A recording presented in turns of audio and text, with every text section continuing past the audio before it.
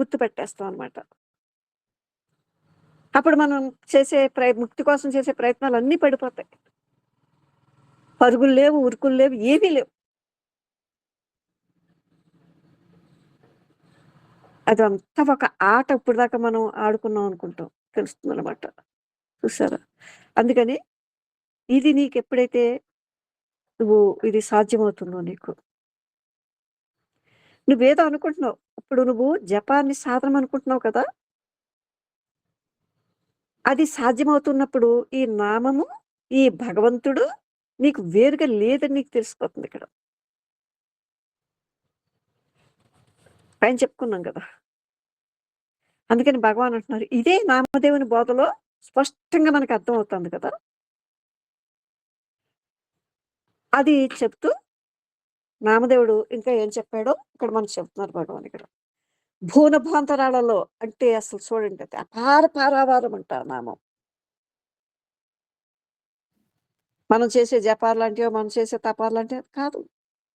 ఎప్పుడైతే నన్ను నేను ఆ పరమోత్కృష్టమైన శక్తికి అర్పితం చేసుకున్నానో, ఏదైనా సరే కొంగు మీరు పెట్టారో చూసారా,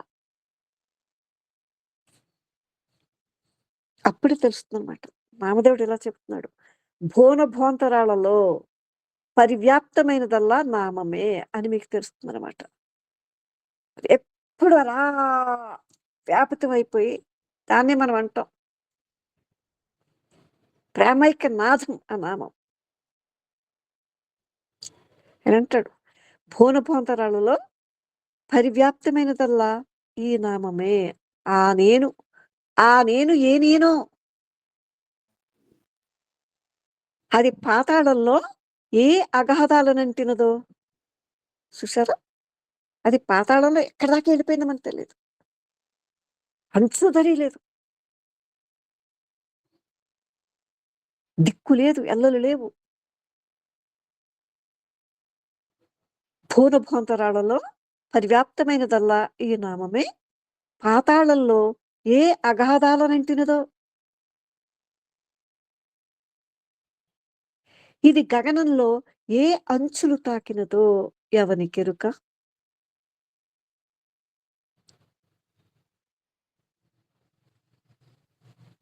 గగనంలో ఏ అంచులు తాకినదో ఎవరికెరుక. ఎన్ని కోట్ల జన్మలెత్తినా సారమెరుగిన అజ్ఞానులు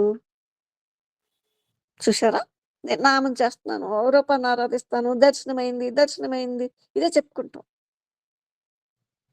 అజ్ఞానం అంటే ఇదే. చూసారా, ఏ నామమైతే నేను నేననుసు, చూసారా, అదొక దివ్యధార. అదొక్కింత సవి చూసినా చాలు మీకు. అది ఇక్కడ నామదేవుడు కూడా చెప్పింది.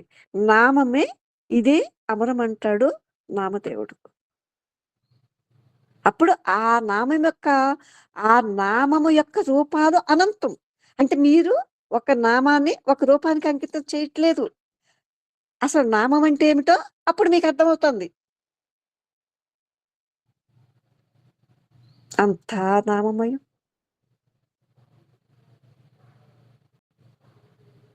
దానికి ఒక రూపం లేదు, ఒక నామం లేదు.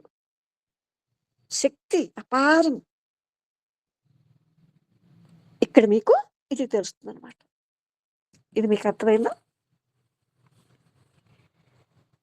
ఈ నామమే రూపం. నామరూపాలకు లేదు అంతరం. చూసారా, అభివ్యక్తుడైన భగవంతుడే నామరూపధారి అని కూడా మీకు అప్పుడు తెలుస్తుంది అనమాట. హెచ్చు తగ్గు లేని దృష్టి వచ్చేస్తుంది మీకు ఇక్కడ.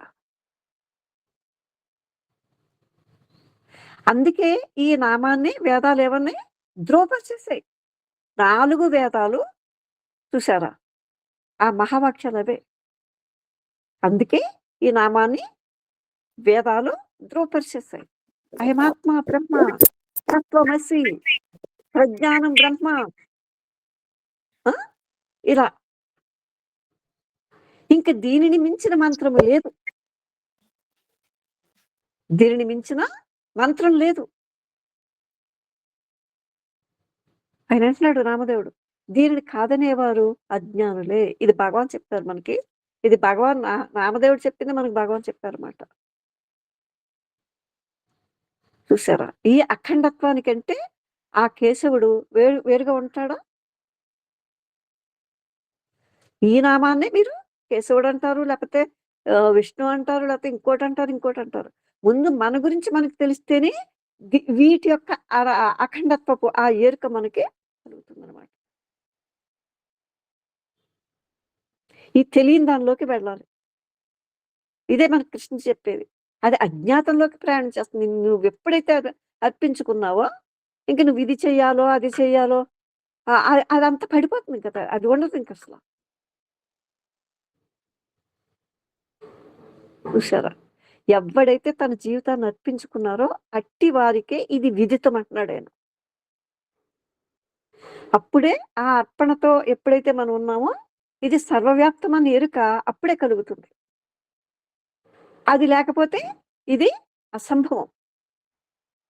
తన నామమే తెలియని వానికి ఈ విశ్వవ్యాప్తమైన నామం తెలియటము అసంభవం. తన్ను తానెరింగినవాడు కాంచును నామమునెల్లడలా. అబ్బా! అద్భుతం. అద్భుతం. చాలా చూసుకోండి. అద్భుతంగా ఉందమ్మా. అసల అద్భుతం అసలు. అసలు అవును. చూసారా? హ్మ్. అబ్బా! పదాలు రావట్లేదు. ప్రియాత్మస్వరూపా! అందుకనే తన్ను తెలియాలన్నమాట. తనకు తాను ముందు తెలియాలి. మన భయంలో, మన ఘర్షణలో, మన అంతఃస్వభావం ఏదైతే సుప్త శాతంలో దాగి ఉన్నదో, ఆ మొత్తాన్ని ఓపెన్ చేసుకొని చూడగలిగితే, ఇప్పుడు చూసారా? ఈ సర్వవ్యాప్తమైనటువంటి ఈ ఎరుక అక్కడొచ్చి ఉంటుందన్నమాట మీకు. అప్పుడు తెలుస్తుంది ఈ నామము నామధో నామరూపధారికి భిన్నమనుకోవటం ఒక భ్రమ అని మీకప్పుడే తెలుస్తుంది. అందుకే జ్ఞానము, ధ్యానము, తపస్సు ఏ అభ్యాసము నామస్వరూపాన్ని ఎరుక పరసదు. ఇది మేం చెప్పట్లేదు.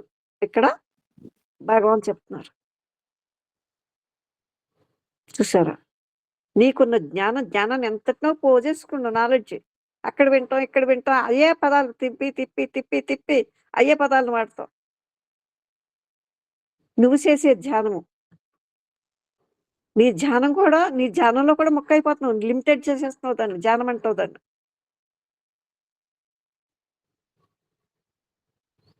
దానికో పద్ధతి, దానికో ఇది, దానికో అది.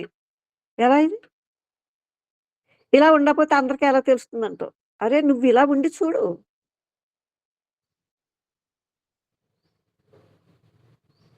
ఇక్కడ చూడండి. జ్ఞానము, ధ్యానము, తపస్సు నువ్వేదనుకో.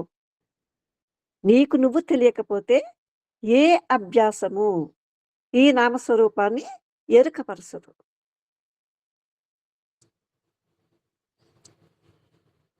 చూసారా? ఎంత నిజాయితీ కావాలంటే ఒకవేళ నువ్వు గురువు అనుకున్నట్లయితే ఇక్కడ చెబుతున్నారు భగవాన్. నువ్వు గురు పాదాక్రాంతుడవై ఆ నామమే గురు అనేది అఖండం అంట. గురు అనేది పరిమితంగా లేదు. దానికి పాదము లేదు, శిరస్సు లేదు.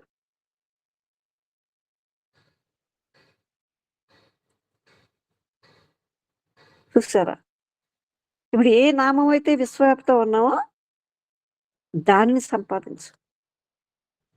అందుకని ఆ నేనుని వివరిస్తుంది ఇక్కడ. ఆ నేను యొక్క మూలాన్ని అన్వేషించు. అప్పుడేమవుతుందండి ఇది? ద్వంద్వాతీతము, స్వయం సంస్థితము.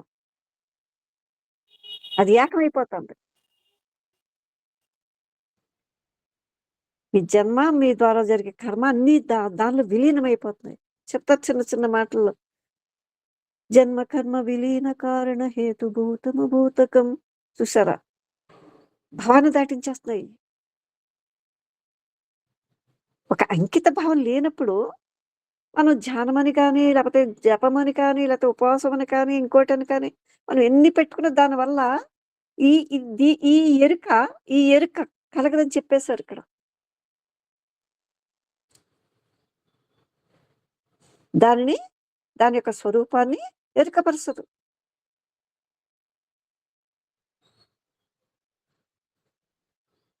ఎప్పుడైతే ఈ ఈ నేను అనే దాని యొక్క మూలాన్ని అన్వేషించామో, ద్వంద్వాతీతము, స్వయం సంస్థితము. దానిలో ఇది విలీనం అయిపోతుందనమాట. మీరింక అక్కడ ఏ పని చేయక్కర్లేదు. అప్పుడు మీరెలా ఉన్నారు? ద్వైతానికి, అద్వైతానికి అతీతమైనటువంటి చూసారా? అది ద్వైతము కాదు, అద్వైతము కాదు. అది సన్యాసి కాదు, గృహస్థు కాదు. చూసారా? అట్లాంటి ఎరుక కలుగుతుందనమాట మనకి. ద్వైతానికి, అద్వైతానికి అతీతమై పరివ్యాప్తి చెందిన ఈ నామమేంటో చూసారా? మీకు తెలుస్తుంది. ఇది ఎలా ఉందంటే ముల్లోకాల్లో కూడా 3 స్థితుల్లో కూడా చూసారా? ముల్లోకాలంటే 3 స్థితులు. ఇవి ఎప్పుడూ కూడా ఈ ముల్లోకాలకి ఎలా వచ్చింది? ద్వయీభావ రహితంగా వచ్చిందంట. చూసారా? ఎక్కడ ద్వైతం